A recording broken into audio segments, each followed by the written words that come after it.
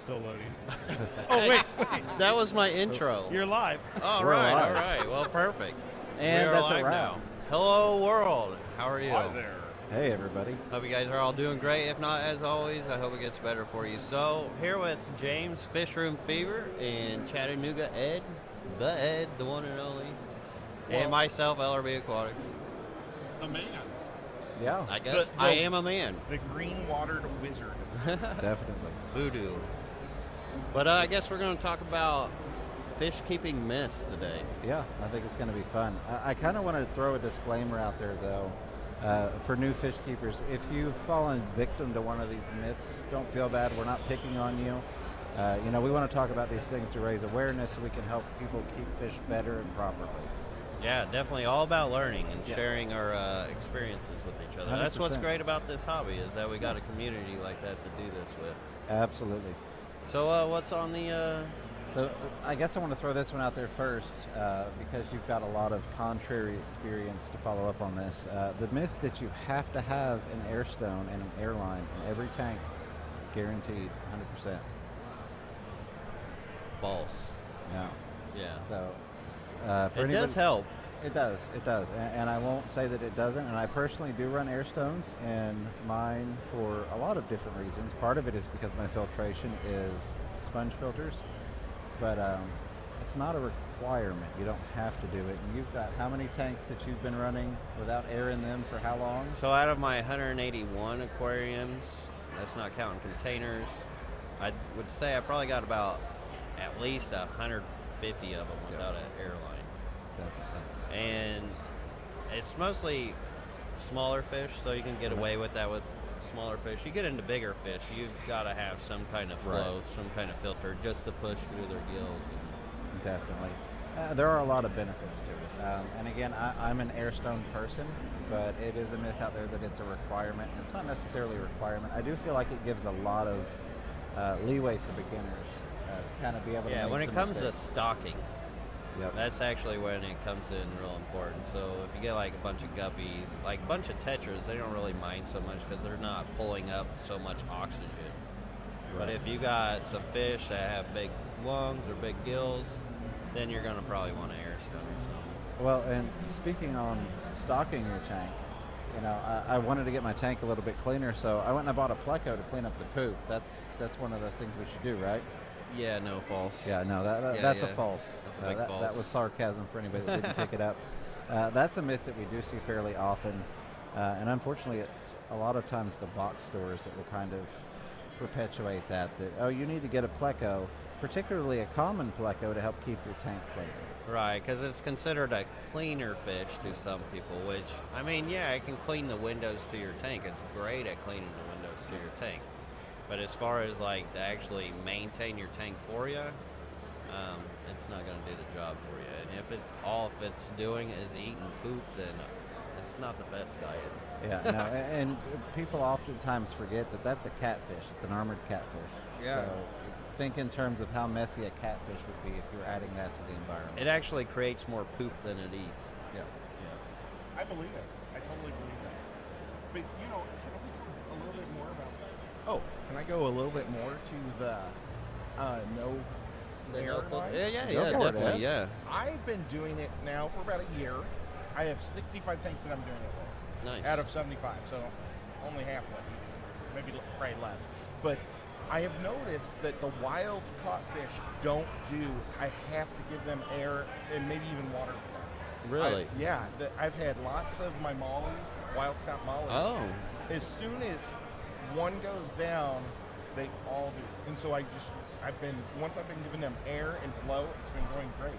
But like my guppies and shrimp, no problem. Interesting. Corridoras, no problem. Interesting. Goodiots, no problem. Mollies can be fairly big too, though. So if actually, you pack yeah. them in too much, Well, that's true. And I've moved them into a bigger tank with more flow. yeah. I put them in a 55 now. And these wild ones get about an inch and a half. Okay, that's not very big. Yeah, they're not huge. They were caught with Kenny E. Oh yeah, and- Kenny. and Father Fish Nice. and James. Hey, And that's a crew. we caught them in a mineral spring. Oh, nice. Where at? It was down by Venice Beach. Okay, So, here in Florida. yeah, here. And it took a while for me to wing them into normal water also. Okay. Yeah, probably they like there's a lot of beneficial bacteria and mold goodness out there in Mother Nature. So you got to make sure you have, and that's another myth. Huge myth. So whenever we're keeping filters, all that brown, moldy, all that junky stuff that people think is garbage, that is actually what is cleaning and keeping your fish alive.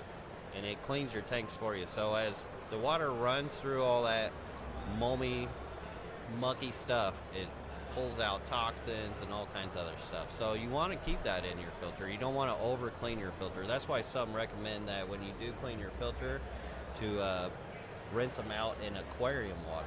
That's absolutely that way what I that do. it still has some of that beneficial bacteria holding on to it so it can recolonize. And I do have a canister filter on one of my aquariums that I haven't changed in 4 years. Crystal clear water. I think that's the average amount that we change out our canister filters and clean them anyways, because nobody wants to deal with that. So Right, and yeah, I mean, it'll just make your life easier to not clean them too, Right. as well. So it's kind of like two good things right there. definitely. And I mean, the tank that I have that on, that's crystal clear, there's probably hundreds of guppies, and it's like the size of a 30-gallon tank. So it's way overstocked and crystal clear. So the moldy stuff is definitely good. So don't take your aquarium and sterilize it. That is Yes. definitely a myth. That was one thing I wanted to work into, was the over cleaning. There's beneficial bacteria, which I think most people watching this know and understand. But if you're taking out your filtration and you're completely cleaning it out and you're sterilizing it, that's a no-go. I've even been made aware of people that will clean the entire tank. They'll pull the decor, they'll pull the gravel, and just sanitize the whole thing. And that's definitely a no-go. That would be one of those myths or misconceptions. Right. Because, I mean, you're new to the hobby, you're not quite sure how it goes, and you think you got to keep everything clean so they don't get sick and get sterile. Right. Because that's how hospitals run, so Right. that kind of mindset correlates into the fish hobby, which it shouldn't, because it's quite the opposite when it comes Yes. to nature. Okay, here, how about this one? If you buy a boy and a girl guppy, it doesn't matter, you're going to have a million guppies. Not always true. Yeah, definitely a myth. Definitely a myth. Yeah, I want to make sure that I've got hard water and I'm feeding them well. And they might be having babies, but they're eating them. Yeah, happens a lot, predation. And what I'll do for that kind of predation is I'll feed them once in the day and once at night. And it's also good to have top coverage and bottom coverage as far as plants, because at night the fry will actually sit at the bottom. And even if you get big females, they'll actually bully males to where they'll never breed as well. Yeah. Well, and I think you kind of played a little bit on this, the myth that a fish is a fish is a fish. And what I mean by that is all angelfish are the same, or if I've had one guppy, I treat them all the same. There's so much that goes into play with that, from genetics to location, what type of water they've been kept in, what type of water you have versus, did you get them from a guy that's got similar water? I've found some really beautiful fish, and they were very well taken care of by the people I got them from or purchased them from, but our water was just so different that they just did not do well for me, even having dozens of other guppy tanks. You know what actually causes that? Is different bacterias live in different types of water. So if they're not used to those bacterials and fungals, their immune system can't handle it. But yeah, fish is not always a fish. Like, not all bettas are the same, not all angelfish are the same. Personality goes a long way. Rainbow fish, they have, all fish have different personalities. They may all look the same. I talk about that a lot with a lot of the cichlids, like Oscars and the big fish. They'll say, well, can I do this? Put this fish with that fish. I'm like, well, I've had some fair-tempered Oscars that would be fine with. I've also had some aggressive ones that wouldn't work with. So you kind of have to learn your fish and learn that individual and find out what they tolerate and what they don't. Yeah, it's kind of like people. Yeah. Same thing. We couldn't just put anybody up here with Lucas. He might, get mad at him. Right. And Might bully bite him you. around. Yeah. Absolutely. What about you, Ed? Do you have any experience with that? I wasn't paying attention. About personalities Oh with yeah, fish? I was paying attention. I was. Oh man, it happens all the time. Yeah. I mean, like sometimes I want to splash a tank up with a betta. Yeah, But yeah. if you or you might have a betta and you put them in a tank all by itself. You almost need to exercise them. So I'll put some Inlers in there or some black neon tetras, and it'll help keep them around. But sometimes that betta just hates everybody. You know, they're going to be a snail bully, knock all the snails Yeah, just off. a grumpy betta. Yeah. And then So- sometimes you got like the most chill ones that you don't know if they're alive half the time. Yeah, that's Because they'll play dead on you. And that's another good myth too, is does a betta have to be by itself? Right. Yeah. Oh, darn it. That was actually one that I had thought about. I Well, was you trying just to think brought of it up. things. Yeah, well, Yeah. there you go. Crazy. Yeah. So you can splash a little color in your tank, like Ed mentioned, if you want a betta with the community tank, say like Rasboras, Cory Cats, Tetras. Definitely. Pretty much anything that's not a fin nipper and will get at that betta's Or fins. really slow, like a big male fancy guppy. Yeah, yeah. That would Because work too. he'll think that he's a boy betta and challenge him, and the boy guppy's not smart. Oh, enough. really? I've never actually seen that. I bet that's interesting. Well, it's sad. Yeah. Oh, okay. My whole life, I've always had bettas in almost every tank I ever put in, Yeah. except for like cichlid things. But I've always had, thrown them in like with everybody.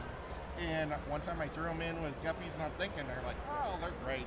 And it's like this boy guppy's like doing his little dance, and it goes, and it was like, oh, I gotta pull him quick. Yeah, yeah.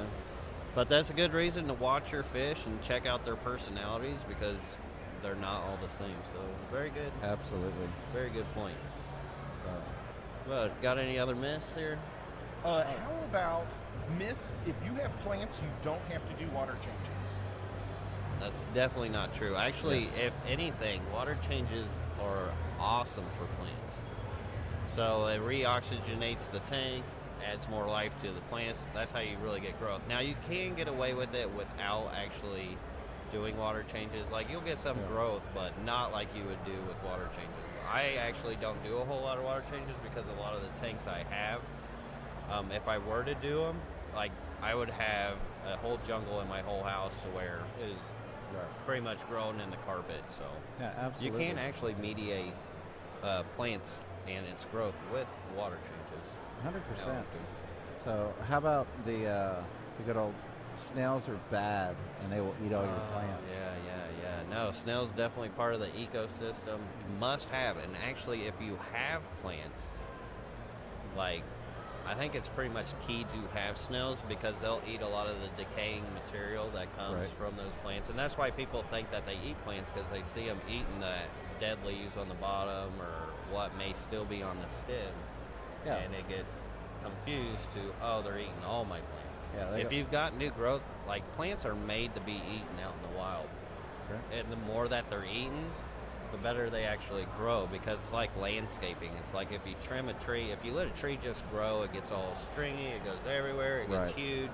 But if you trim it, you can sculpt it, you can shape it, it'll grow more bushy, the roots will get better. Lots of plants like that, whether it be in the water or out of the water. Definitely. Okay, how about it is a bad idea to use topsoil? No. Can you use dirt in a fish tank, or will it just make it all muddy? It doesn't hurt it. Like, definitely topsoil. I mean, it's one of my favorites. As long as you're not messing in the tank all the time, I think it's a good choice because you can get so many nutrients out of it naturally without having to worry about fertilization. But say if you love to just mess with your tank a ton, you're going to have like a day or maybe two for it to settle down. But besides that, I mean, you're in the clear. I absolutely love it. I love it too. That's Well- about almost all my tanks now are dirted with a sand cap. Oh, this actually brings up a really good one too. Sand is no good for plants. Many people say that you can't grow plants in sand, and that is completely false. Actually, that is my favorite to grow in. I love growing with sand. Same with terrestrial plants, same thing. I think the reason why they get this rap is because of the way a lot of our plants are farmed. We get them in that immersed form, and then people are struggling with them, Right. and many will start off with the sand tank, and then they see their plants die, and then so the sand gets. That doesn't make sense to me though, because I have to buy the planted tank substrate when I set up a planted tank, don't I? Yeah. Oh, is that another myth? Yeah, that's definitely a myth. Yeah, that is definitely a myth.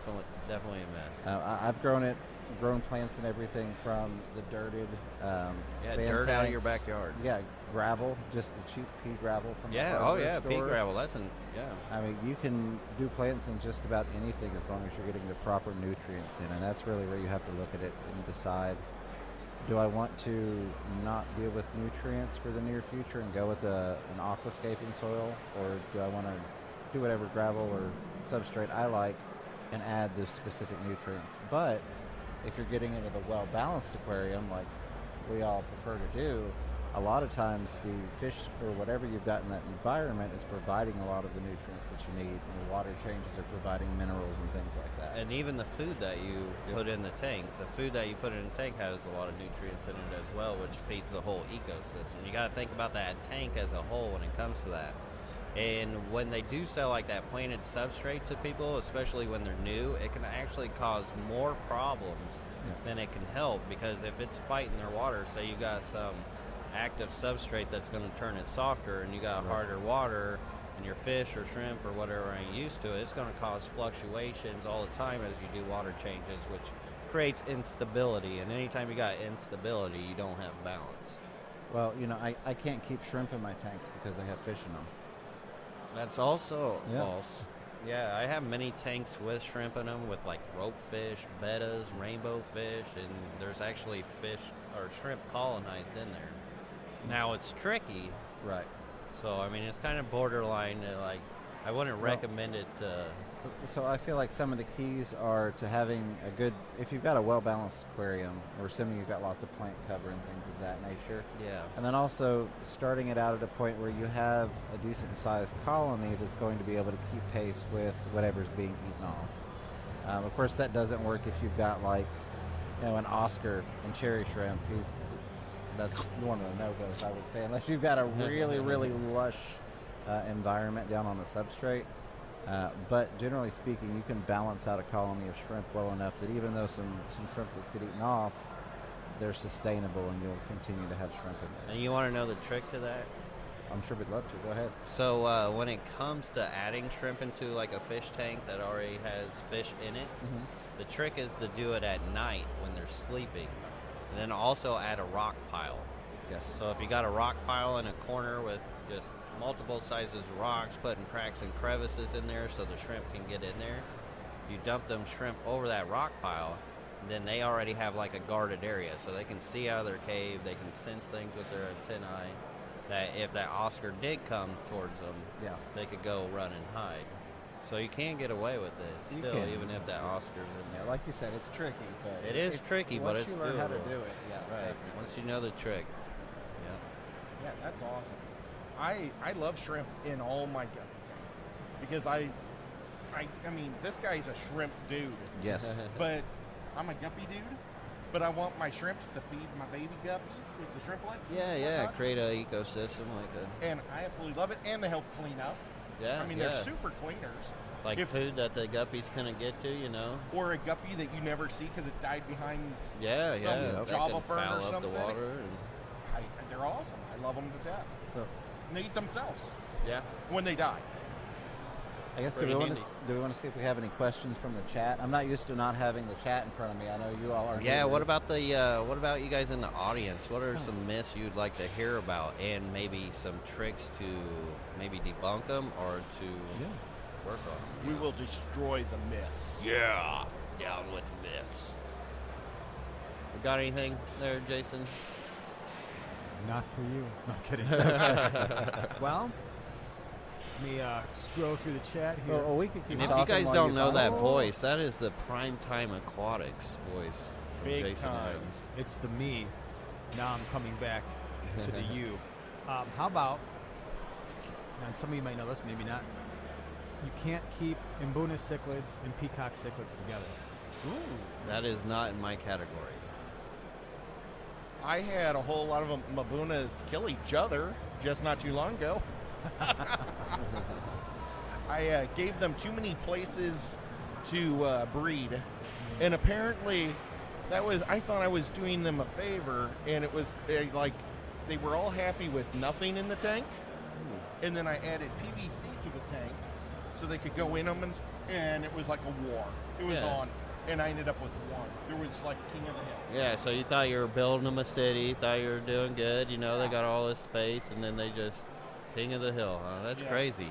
And that's the last African cichlid I ever had. So let's hear about this, Jason, with the peacocks and the Mbunas, because I don't know this.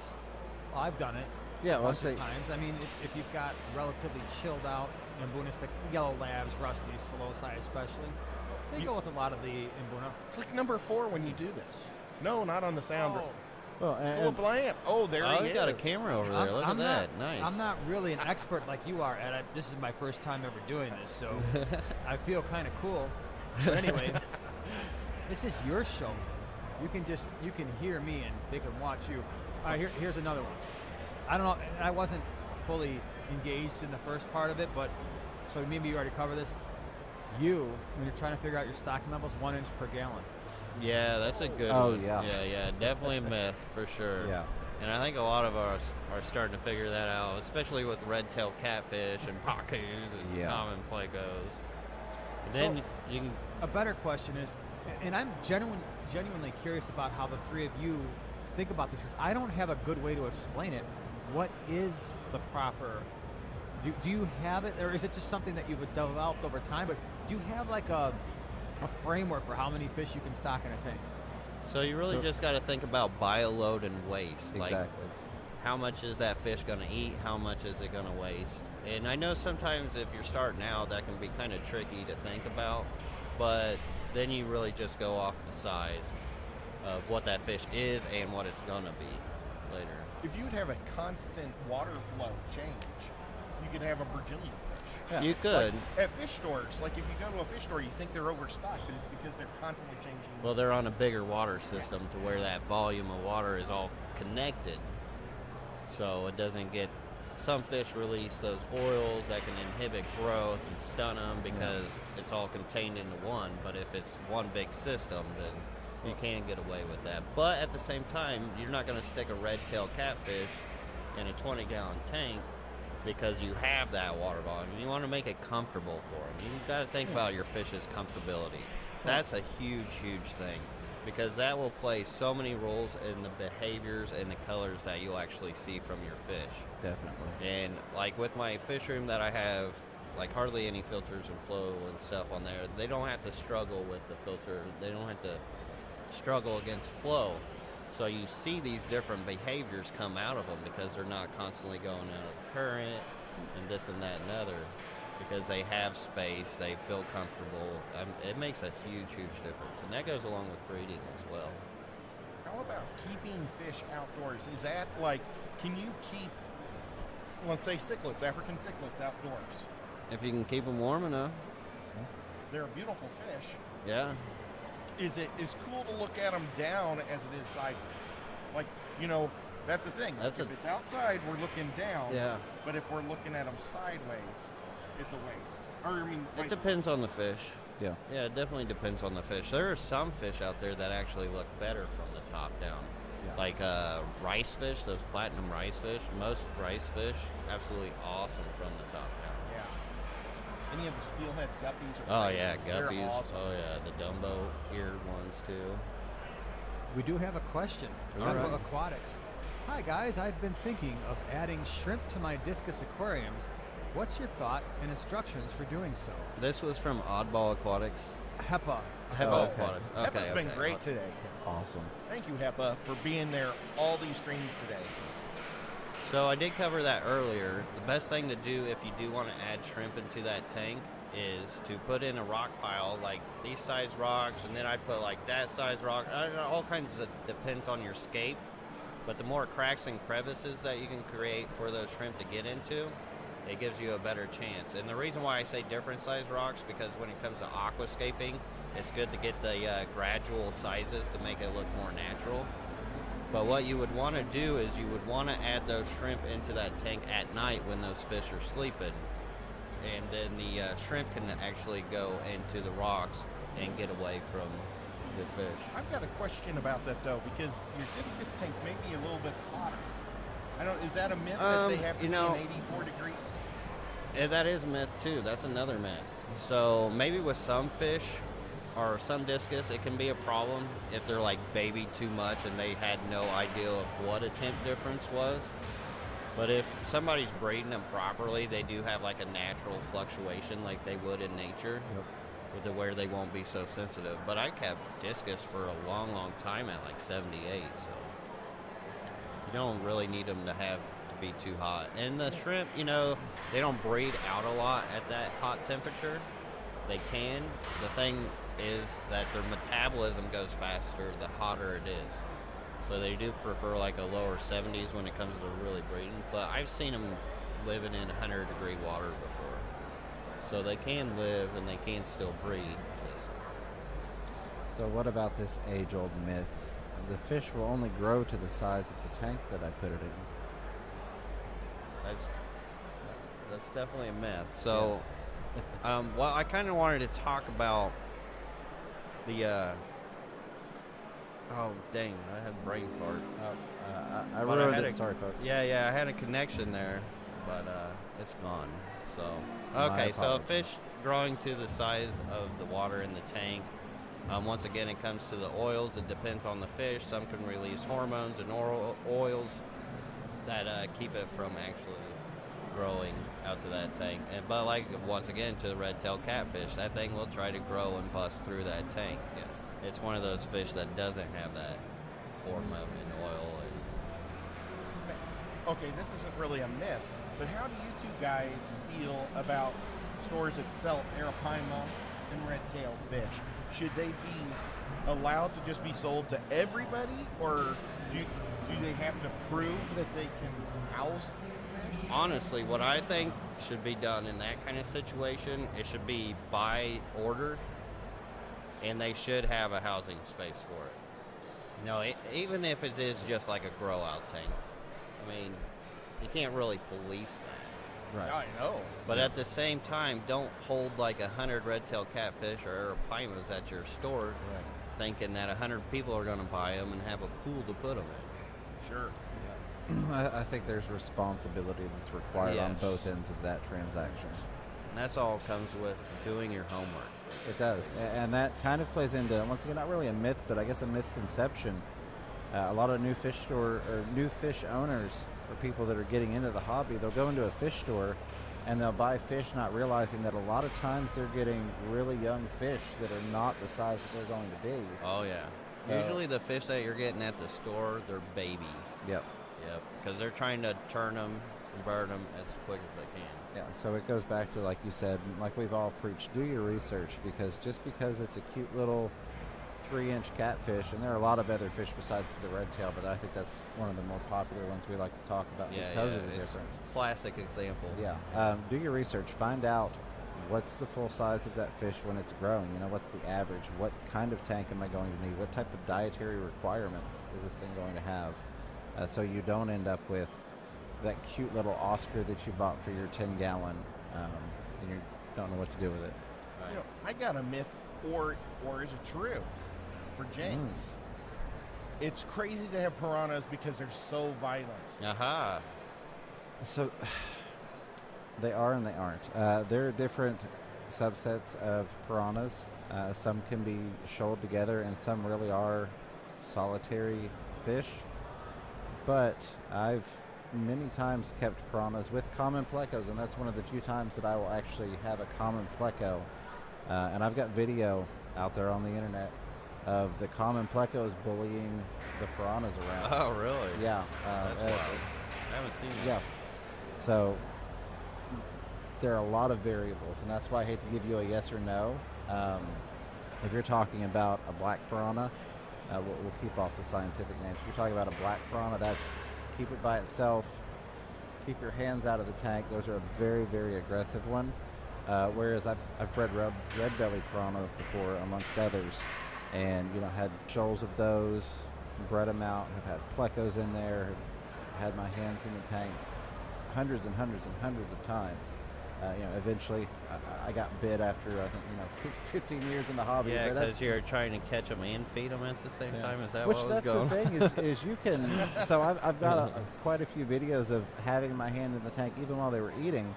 The issue came on my part. I didn't notice that there was some breeding behavior. There was a territorial issue because I watched the slow-mo footage of the one that did bite me. It wasn't even eating. It was guarding an area. And when I came into its space, it attacked me and it went right back down to that area. Just that one incident can cause a whole bad rap for that It fish. can, And absolutely. that's the problem that happens in this hobby a lot, where one incident happens and then all of a sudden that's like the staple standard. Yep, because I've been trying to get rid of some of the misconceptions around Piranha for a decade plus. Yeah. And then that happened, and so it was a whole lot of backtracking and trying to go, no, this can happen, but I have a follow-up Yeah, go when you ahead. got bit. Okay, it was huge. It was like the size of It was a maybe chunk. pepperoni, but thick, like deep as a full-size pencil eraser. Man. Yeah, like a That little eagle. chicken nugget. Yeah. piece. What did the fish? Did the fish eat? Yeah, it? did they Or finish did off it- your finger? yeah. So I mean, they don't really chew. I mean, it's razor sharp teeth. So it just closed Jeez. its mouth on and it was gone. On the slow-mo footage, that piece of finger was never seen again. I imagine eventually it went through the python and out with the water change. My lord, R.I.P. James Finger. Yeah, absolutely. I didn't lose it. I've got them all. So And you got that video on TikTok, right? yeah. Yeah, I think that thing blew Yeah. up, didn't it? Lad Bible, who does lots of the people doing stupid Oh, things, they picked it up. Oh, did they Yeah. really? Oh, I didn't know that. Yeah. Nice. So How many views that got? Oh, I don't even know. But I'm a rock star idiot because I'm there. So That is awesome. thank you, man. One day I hope to be there. Heck yeah. Oh, okay, well, Lucas, you're like a judge here for shrimp. Yep. Is this a myth or not? Just put a whole bunch of boys because everybody knows that boy fish are prettier. Oh, so yeah, well, shrimp is completely different, and there's another myth with shrimp as well. As far as like the ones that you want are the big ones. Like the store always sells the really big ones, and people think that that's a good thing. It's actually not, because those are your elder shrimp. Those are the shrimp that hardly have any life left. So the older they get, the bigger they get, and they can get really big towards their old age, and they don't shrink down like some fish will. And humans will, So when it comes to the shrimp, the females are actually definitely the most colorful and more judged on. The males usually get split to the side, and we don't usually judge those because they don't hold to the females. I think it's awesome because I was trying to debate, should I go with a myth for the boy thing or have the big size we Yeah. Right. get? And you went both, so I appreciate that. Yeah, no problem. So, well, when you are judging them, I don't know if this is really a myth or not, but are you looking at just the back? Are you trying to look for guys that look the same? Are you trying to see if their legs are So the same? what we actually look for is the intensity of the color, and then we look at the color on the legs, because that's actually one that a lot of people don't look for, Yep. is the coloring on the legs, because it's not always there. So if you can get that color in the leg, I mean, that's, the breeder's working on them. So that's one other thing. And then the size of the shrimp, and then also the homogeneity of the shrimp. So the 3 that you have, you judge 3 out of however many's there. Right. The Normally best it's 5. 3. Yeah, normally you put 5 in, It and has you to be judge one the boy. best 3. So how well does that group of 3 look the same and have the same kind of colors, contrast, and patterns? And then you look at the difficulty of the breed and the pattern that plays in, and then now they changed it to where the judge has a score too, to the judge's impression. They actually changed the scoring this year, Okay. which I think is absolutely awesome and was Nice. 100% needed. Used to be like a scale off of either 5 points or 1 point. You're kind of limited on the leeway of how you counted them and scored them, but now it was out of 10, now it's out of 100. So it deepens the pool of making the right choice on who's going to win. Very nice. Yeah, so I was pretty excited to see that this year.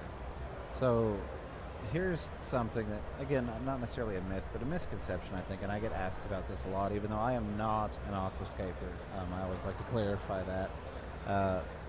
When I'm doing an aquascape at home, it needs to look like one of these pictures. It needs to look like a George Farmer did it, or one of these professional scapers. And if it doesn't, then it's a bad aquascape. This is actually this is kind of a huge myth. Like the tanks that you see in the books and a lot of like some of these shows and stuff, like they won't grow out like that. Right. They won't be sustainable. Like it's impossible. Some of these plants would just blow the tank up. Yeah. And or like the fish wouldn't live. Same thing with like CO2. You pump your tank full of CO2, you're not going to be able to keep fish very well. You'll be able to keep some plants really happy. Right. But as far as like most of these aquascape tanks that you see, a lot of them will need that CO2 because I mean they start off with immersed plants and they're going to end up transitioning, they're going to break down, you're going to get algae, you're going to be like, why is this happening to me? This didn't happen to them. It's because you're going through the actual timeline of all that happening and the whole cycle of it all. We were talking about this earlier off camera, and yet this is when you see a lot of the professional aquascapes that are done for shows or events or competitions. I want you to think of it more as a piece of artwork rather than something to put in your house and put fish in, unless you're going to do it fitting for whatever you're going to put it in. It really is more art than it is, I guess, nature.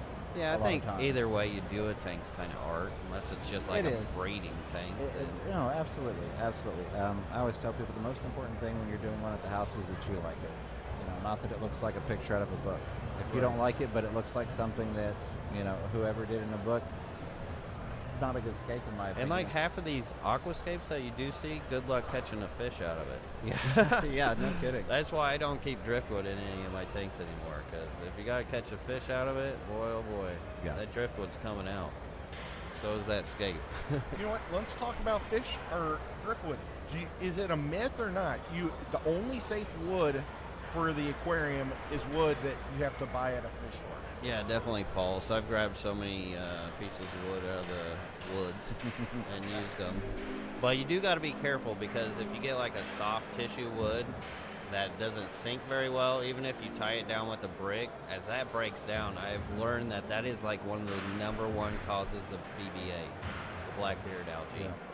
Is the blackbeard algae absolutely loves that soft, broken down organics from the wood. Out of the hundreds of tanks I have, those are the only, I have like 2 or 3 of them, and the only ones where blackbeard algae grows is from that. Yeah, so that's out of experimenting and experience. How do you guys treat that wood when you get it? Do you just stick it in your tank, or do you sandblast it? What do you do?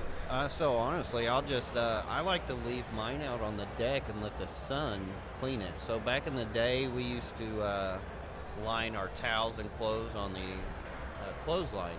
That's how we would dry them out. Well, the sun actually radiates it as well, which will clean out bacteria, all kinds of stuff. So that sun is Mother Nature's kind of cleaner. That's my favorite way to do it if you're worried about it.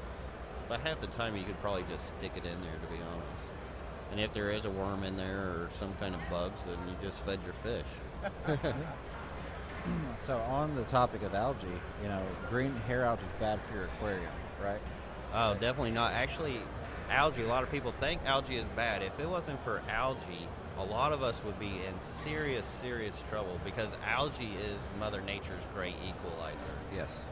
So whenever there's an excess of either ammonia or other buildups in organics that really shouldn't be in there, that's when algae starts showing up and eating those excess nutrients and stuff. And if it wasn't for algae, boy, we would be in trouble. And I know you've had some beautiful tanks that were green algae tanks. I've done some green algae tanks where I intentionally put it in there because in its own right, you can do some beautiful things with it. Oh, it's actually one of my favorite types of plants. Like our tanks, it can look absolutely beautiful with nothing but algae. Yeah. And I tell you what, that will be your best breeding tank that you'll ever have. Whether it be from trying to get them to breed or trying to raise up your fry. Because you get all these microorganisms that live in that algae more than they do regular plants. Yeah. And that can really feed the fry and help grow up your fish better. I actually have one, like, I did one tank like yours. Yeah. With the house, and I love it. Sean was over at my house. Sean Peck came over to my house a few weeks ago, and he says, "You've got one of Lucas's." And I was like, "Oh my gosh, thank you." That's awesome. So neat. That's for my rice fish, so they can drop their eggs. Oh, perfect for rice fish. Oh my God, yeah. And you think about it, that's probably the most natural tank you're gonna get, because if you look in a lot of these waterways, I mean, they've got algae in them. That's where the fish are breeding. They're breeding up in that algae. Sure. Well, okay. Is it a myth, or do you have to like slowly adapt your fish into the water, or your acclimation? Acclimate your I'm trying to say shrimp into your water. I mean, there's definitely tolerances there. You can't just, if the temperature's the same, you can't go. If it's like going to 60 to 80, that's a little extreme. If you've got like 4 or 5 degrees, that's not going to matter. Same with most fish. But it is always best to kind of bring them into that acclimation, just because it helps their immunity and it just helps them from being stressed out. And anytime you can lessen stress, the better it is for them. It's kind of like us as humans. Like, if I was thrown out into the cold and just freezing, like, my will to live is not going to be as much as if I'm on the beach soaking up the sun. Absolutely. That was 100%. great. Well, last couple of minutes, any final thoughts, gentlemen? Lucas, if people, probably everybody's heard of you here, but if they haven't, how would they get to see you on YouTube and then your website? You guys, Lucas sells lots of great fish. He has them here at the show, but you can also go to lrb.com. LRB Aquatics, LRB Aquatics. I looked that up yesterday and I put LRB and I got it wrong. And then I put Aquatics. Darn it. He's got great plants, great everything. Now, well, I appreciate that, Ed. Now right now you're like moving to a different location. Is the website still up right now, or are you taking some time it off? is up still. So Awesome. I don't know how much longer it'll be up. We'll just be taking a hiatus until we get things going. Hopefully it's only like a month. We're expecting that. But even whenever we do end up putting a hiatus on it, I'll have the other guy who's planning on buying my house. So those who don't know who I am, you can just Google LRB Aquatics. YouTube will show up. Multiple things will show up.